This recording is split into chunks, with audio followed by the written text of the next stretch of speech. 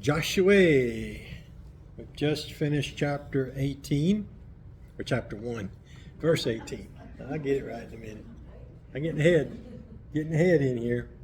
Chapter 1 and verse 18, which was basically the challenge by God for Joshua. Remember, he's been ordained, set apart, commissioned by God himself. It was no surprise. Chapter 1 is no surprise to Joshua or to the people, because Joshua had been in that position. He had been there with Moses in that position, and Moses had ordained him in front of the children of Israel as his replacement. So there's no shock, no politics, no backdoor deals, none of that nonsense. It was God's authority that Joshua was commissioned by. And here in chapter 1, we saw God commissioning him and telling him several times to be strong and of good courage. And Joshua, remember in verse number 2 says, Moses, my servant, is dead. This is God speaking. Now therefore arise and go over what? This Jordan. So what's God telling him to do? Time to get across. Okay? So Joshua goes down in verse number 11. You'll see, pass through the host and command the people, saying, prepare ye victuals, for within 3 days ye shall pass what? You shall pass. It doesn't say we could pass or we might pass or it could be on a good day we're going to pass. No, he says we shall pass over this Jordan. Now remember, Jordan was in high flood stage, so it was going to be a difficult crossing to look at naturally. But they don't have anything to worry about. God's going to take care of the crossing just like he did at the Red Sea. As a matter of fact, it's going to happen a lot similarly, that's hard to say, similarly, I can't even say it now, but a lot like each other, okay, the Red Sea and the Jordan. Now, think about this. God has helped Moses, and God has told Joshua now he's going to be with him, he's going to be there for him, and he says, I'll never leave you. Isn't that good to know? When our God commits to us and we commit to him, it's a mutual relationship, and God will never leave us. That has to do a lot with our salvation, doesn't it? When God comes into our heart and saves us wonderfully, we're his and he is ours. He's our God, we're his people, and that's the way it's supposed to be for all eternity. And that's what God created man for, was to be with him for all eternity, to fellowship with him, to enjoy his presence. But boy, we blew that pretty quick, didn't we? We blew that pretty quick there in the garden. We don't know how long it was when Adam and Eve partook of that apple or fruit. We don't know how long that was, but it wasn't very long at all. Okay? When the devil slithered in and said, hey, Eve, why don't you take a bite of that fruit? I keep saying apple, I don't know why, but it was fruit. We don't know what kind of fruit it was. All right, so here now, Joshua's been commissioned. He goes to his captains and his officers, his elders and leaders of Israel, and says, get ready, get your food ready, 3 days worth of food, we're leaving. We're going across Jordan. And then he goes and talks to the 2.5 tribes, the Reubenites, the Gadites, and the half tribe of Manasseh. All right? He goes and talks to them. Now remember, they had made a deal, we talked about that last time, with Moses and said, hey, we like this place on this side of Jordan because it's good cattle land. And they wanted to stay on that side of Jordan. But Moses made them commit, and they agreed to commit to go on across the river. Once they had some cities, a few cities built to have their wives and children and cattle and all that done. They agreed to go across the Jordan as the leading tribes to fight against the enemy. Okay? That was their promise and that was their commitment. And Joshua reminds them of that commitment. And they said, hey, no problem. We're going to follow. We're going to follow you. And if any man doesn't follow you, what's going to happen? They're going to kill him. Look what it says there in verse number 18. Whosoever he be that doth rebel against thy commandment, and will not hearken unto thy words, and all that thou commandest him, he shall be what? Put to death. So what they're saying is we're wholeheartedly committed to you, Joshua, and we're going to obey you. And if anybody tries to rebel or go against what you're saying or tries to do something different, we're not putting up with that. They'll be killed. And notice the last phrase again there in chapter 1. I like that phrase. Only be strong and what? Good courage. Now the Lord used that 3 times, and here's these 2.5 tribes using it. So the point here is, Joshua, we're with you. You're going to do what's got to be done. So now here in chapter 2, Joshua, it says, the son of Nun sent out of Shittim, that's where they were staying, 2 spies secretly, saying, go, view the land, and specifically even Jericho. See that? And they went and came into an harlot's house named Rahab and lodged there. All right? So now Joshua is going to carry out his commission, and he's decided the best way would be to go and see Jericho and all the defenses of Jericho and how many people, what kind of warfare implements they had, all that kind of stuff. Because remember now, the Canaanites were fierce people.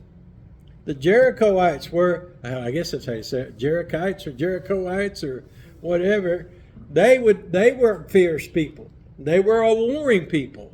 They were a people that didn't take nothing from nobody. And they would fight you at the drop of a hat. So Joshua says, I tell you what, Moses gave me the example of sending spies in. I was one of them. And he says, it's a good idea to know what you're getting into. Okay? A good offense must depend on a good defense. And a good defense must depend on a good offense. If you've been in the military, you'll know that. When you know, the more you know about your enemy, the more success you will have. Okay?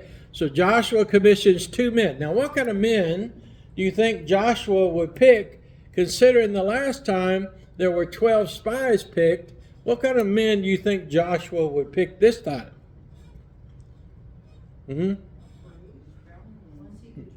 Brave, strong, trustful, and faithful men. Men that love the Lord. Okay? Because remember, him and Caleb, they loved the Lord. They were true to God. They were courageous. They were faithful. So Joshua would choose out those 2 men that would have the characteristics that he and Caleb had had. Men that would accomplish their task, if at all possible. They were going to do what Joshua commissioned to. So he wanted faithful men, and he wanted good men that would give a good report, whatever the report was, a faithful report. Now sometimes when you send messengers, sometimes they don't do a good job. And they might go and look around real quick like and say, we're out of here, and go. That's not helpful, is it? All right? Now, what do you think happens to a spy if they're caught? What happens even now? All right? They're toasted. You get killed pretty quick when they figure out you're spying. And it's not going to be but a couple verses. We'll see the king already knows that they're there in the city. Okay? So these 2 men are going to be placing their lives and trust in the Lord. And the Lord's going to go before them and providentially put them in Rahab's house for a reason. Okay? And there's a good reason, a logical reason, and a practical reason why God does that. Number 1, you know, Rahab's going to be in the house of the lineage of Christ, by the way. Did you know that? Rahab was in the lineage of Christ. Also, that Rahab's house was right next to the city wall. In other words, her house was attached to the city wall. And we'll see that's important the more we go, because everybody's heard of the scarlet thread, right? Rahab throws out this scarlet thread, and the spies go down, and they get down on the ground, and they give her a promise that if she'll get her family in that place and keep that thread out, that she'll be safe when the battle takes place. So God is providentially preparing these 2 men, going ahead, and Rahab befriends them. Now that would be strange, wouldn't it? Here's the enemy, and here's somebody that's going to befriend you. So what does that tell you is happening ahead of the time? Right. God's working and preparing the hearts of the people. So as you think about that, these two men were going to carry out their duty, and they find Rahab not by accident, not by chance, but they go to Rahab. Now normally, if you stop and think about it, would a Jew go to a harlot's house? No. Not normally. No. That's a no-no. Okay, that's unclean. So normally they wouldn't go there. But God directed them there, and they knew it because Rahab befriended them the moment they met. Okay? So now they were divinely directed by God to that house, though they probably weren't even aware that God was moving them towards that house. And notice this, I wanted to point this verse out to you because I really like this verse. Hold your finger here and go over to Psalm number 37. Psalm number 37. I've preached several times about this verse. Psalm 37. And go down to verse number 23. Now, a lot of times in this world, we go through our lives, and God is burdening us to carry out something, to do something. Mainly to testify and witness for Him, to go talk to the lost and things like that. God moves upon our hearts, and we're doing that, whether we realize it or not. We're on a path that God has prepared for us and is walking with us and helping us and preparing our steps. Now watch this. In verse 23 it says, the steps of a good man, now look at this, are what? Now what's that mean, ordered? Directed, lined up, set in place. Okay? Ordered by who? Now look at this last phrase. Notice the way this is written. You could read it both ways. And He delighteth in His way. That could be the Lord delights in His way, and they delight in the Lord's way. And what that means is that they love to go the way of the Lord, and the Lord loves to direct them in this path. And that's what we can say applies to us in our spiritual lives. We should love the path that God has laid out for us, and we should be glad that God's in charge of ordering our steps and leading us providentially where we need to be. Because if you're in the wrong place, what's that tell you? If you're in the wrong place at the wrong time, something's going to happen, isn't it? You get off the path. As long as you stay on that straight and narrow path, though, God's leading and directing you. But when you get stubborn and hard-headed and plug your ears up saying, nah, what's going to happen to you? That's right. You're not following God. He's not leading you. You're leading yourself. And when you lead yourself, that's the blind leading the blind. And what's going to happen to a blind man leading a blind man? They're going to fall in a ditch or off a cliff or whatever. All right? So the idea here is that God directs these two men to Rahab's house. God has ordered their steps. God's prepared through providence. He's already working on Rahab. And because we see Rahab takes them in. Okay? She befriends them, and they have a good conversation. They get to know each other, and they begin to see that Rahab has a heart for them. Now, think about these two spies. Their life is in Rahab's hands. Okay? They're not sure right now, not yet, they're not sure that Rahab's not going to turn them in for a reward or something. Because, like we said earlier, a spy is often killed in the line of duty. So they're not sure whether Rahab's going to turn them in or not, but God has led them to her, and God has been dealing with her heart. And now we'll see in a few verses how God has worked out everything for these two men. Now look at verse 2. It says, and it was told the king of Jericho, saying, behold, there came men in hither tonight of the children of Israel to search out the country. Now how'd they know that? They're watching. There's an important lesson for us too. We can't be slack about our duties. we need to be watching as well. Remember, we're supposed to be watching. We're supposed to be the watchman on the wall, declaring when the enemy comes. So the king, this king of Jericho, says, we got some spies. Now, you think about it, what would a king usually do? No big deal. Oh, I'll get slack. Maybe I'll go after him in a little while, but I got something I got to do right now. No, that's not this king. This king says, I'm going to go do it. And he does. So Jericho knew that Israel was encamped across the river, across Jordan, and they had been there for a couple of months. Okay? Someone had seen these two men, and now instantly they go and report to the king. And that was their duty, by the way. A watchman's duty is to report. If you see something unusual, you report it. Now, here's the king. He's been made aware of this situation. The spies must now face opposition, but yet they still have to carry out their task. Now, you think about that. If the Lord has commissioned you to do something, you have a duty to finish that duty.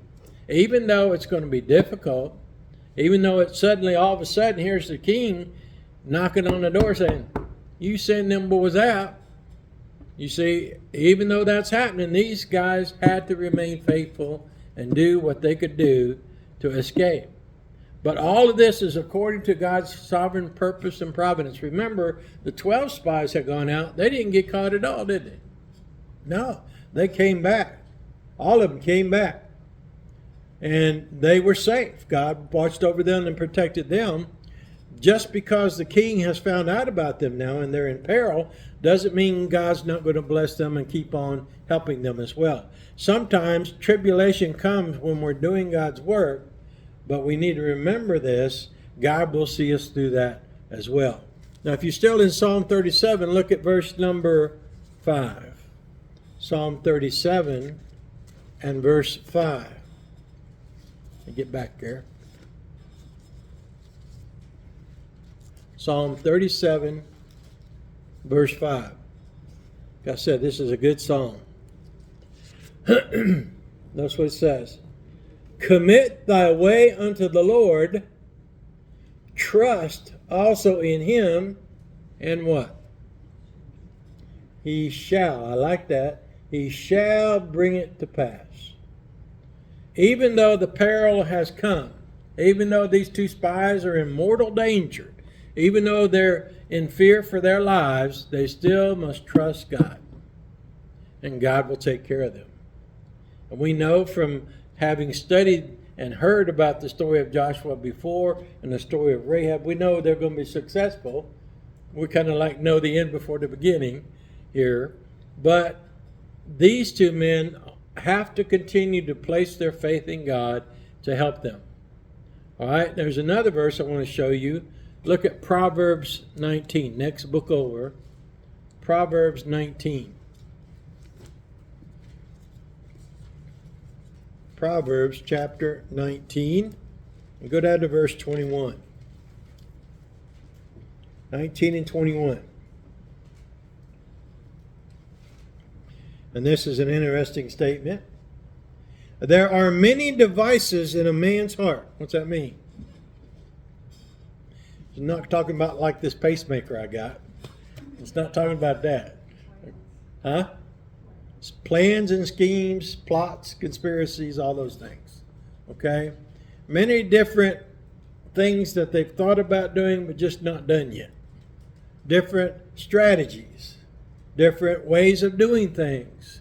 Different hopes and dreams. All those things are in our hearts. But look at the rest of the story. Okay?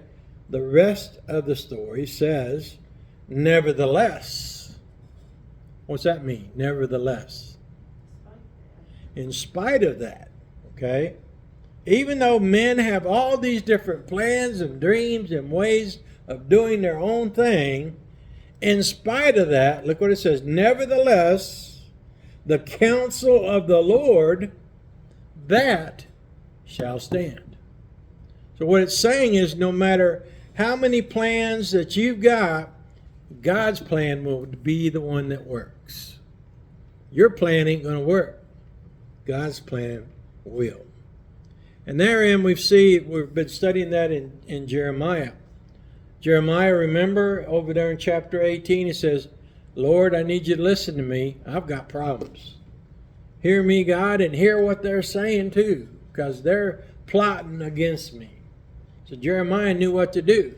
He knew to turn his fears and his thinking, his heart over to the Lord, and let the Lord deal with what these men were doing. That's exactly what he did. And see, here's the same verse, and just in a different tune. It says, again, there are many devices in a man's heart, nevertheless, the counsel of the Lord, that shall stand. It's not if there is it. It's not might stand. Could be maybe on every other Monday. No. It shall stand. I like that word shall. There's a lot of shalls in the Bible. That means it's a definite thing. God's plan, God's sovereignty, God's providence will stand when everything else falls. God's plan will stand. How do we know that? Well, Jesus went to the cross, didn't he? God had that plan before the foundations of the world, didn't he? And what happened? Jesus went to the cross. He went to that grave. He resurrected from that grave, just as God's sovereign providence had planned. He saved us just as his providence has planned. And he's bringing us along. And we will accomplish that rapture because God said we would. That we'll be going home to be with the Lord forever and ever. And there's one more thing, one more verse I want you to see in regards to that. Look at Revelation chapter 3. Revelation, last book, chapter number 3. I want you to see this. Revelation chapter 3, and go down to verse number 8. This is to the church of Philadelphia. I remember what that means, Philadelphia? No, that's Laodicea. Philadelphia, what does that church mean? Right, city of brotherly love. There you go. Okay, Laodicea means rights of the people. All right, verse 8 says, I know thy works, behold. Look at this. I have set before thee a what? And look at what it says after that. And no man can what? What's that mean? God is the one that's opened the door. And God is the one holding the door. And no man can shut it unless God shuts it. So he says, I've opened the door, and I'm holding that door open, and nobody can stop me. I've opened the door. I like that. Nobody can stop God from accomplishing his providence, his sovereign will. God will accomplish what he purposes. That's what providence is. The will of God being carried out in the affairs of men.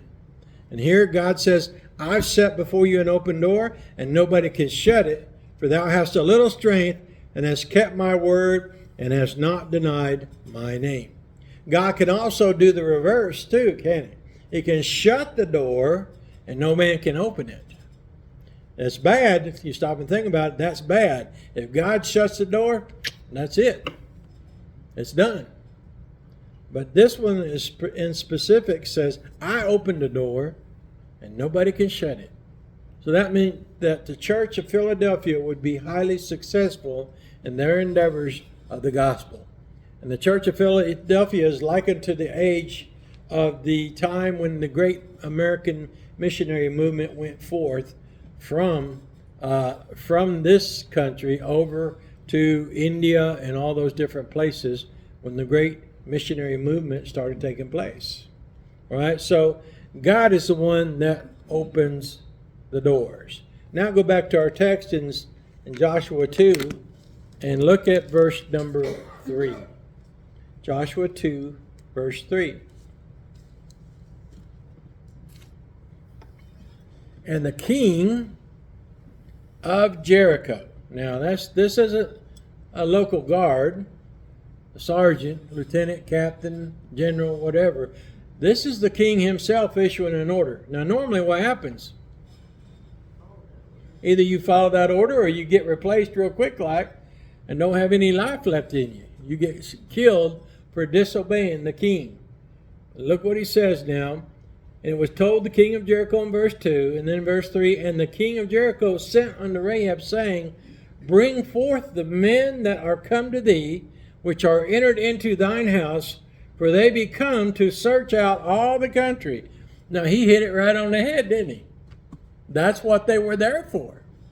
They were there to search out Jericho and basically all the surrounding areas so that they would know the best way to attack Jericho. He says, I'm here, you send me them 2 men right now. When you think about that, these 2 spies now said, uh-oh, this messenger's come banging on her door, and we heard him say, you bring them 2 men out. We got to have them. Now, these 2 men don't know whether Rahab's going to give them up or not right now. But if they're trusting in God, they can reasonably be assured that God will make sure they're safe. And they are. But we're going to stop there and come up with Rahab's defiance against the king, starting in the next verse, number 4. All right? The cliffhanger. The rest, as Paul Harvey would say, the rest of the story. All right? So read ahead and look and see what Rahab's her decision was based upon her loving those 2 men and loving God. Rahab was trusting in God too. We don't know this right now. We know it from looking back, but from right now in this verse, we don't know what is in Rahab's heart or mind to do. We soon will find out in the next set of verses. All right, we'll stop there. Let's all stand.